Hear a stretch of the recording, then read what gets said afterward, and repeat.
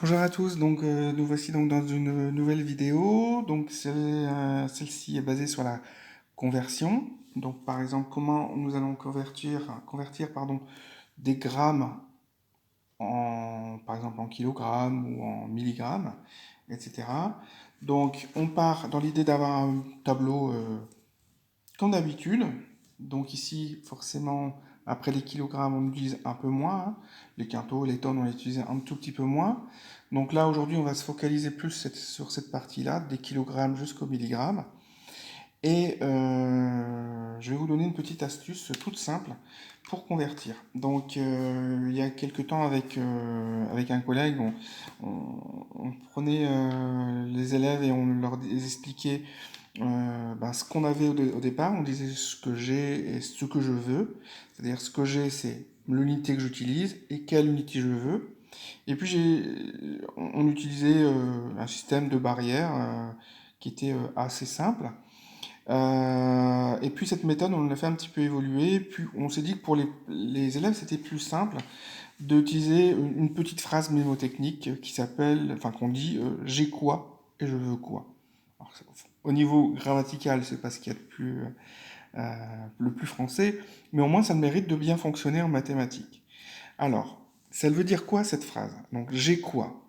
Par exemple, si j'ai 32 grammes. Donc j'ai quoi? J'ai 32 grammes. Et bien je vais prendre la lettre Q de grammes. Voilà. Je la balise.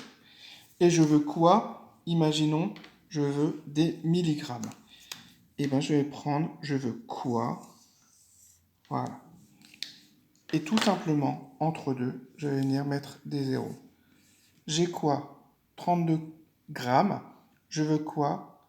Des milligrammes, donc ça me fait, j'efface du coup, j'efface ici, et ça me fera 32 000 milligrammes. Maintenant, on va aller de l'autre côté, c'est-à-dire, on va prendre, j'ai quoi? On va reprendre par exemple 32 grammes, et je veux quoi? Ben, si je veux des kilogrammes, je fais ma lettre Q, et encore une fois, je vais venir compléter par des zéros. Voilà, je mets des zéros, et là je vais mettre un zéro avant, puisque on ne peut pas laisser de toute façon la lettre Q sans rien avant. Donc j'ai quoi? 32 grammes, je veux quoi? Des kilogrammes.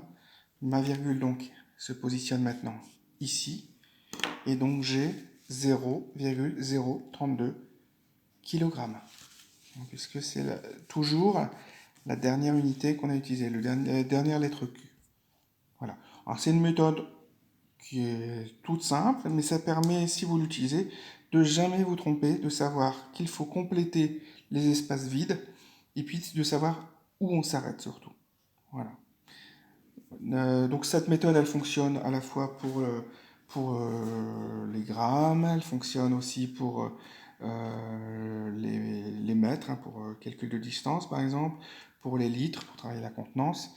Donc voilà. Donc n'hésitez pas à me mettre votre avis dans les commentaires. Et puis, liker la vidéo, ça fait toujours plaisir de savoir qu'on peut aider quelqu'un. Et comme je dis toujours, n'ayez pas peur des mathématiques. Allez, au revoir.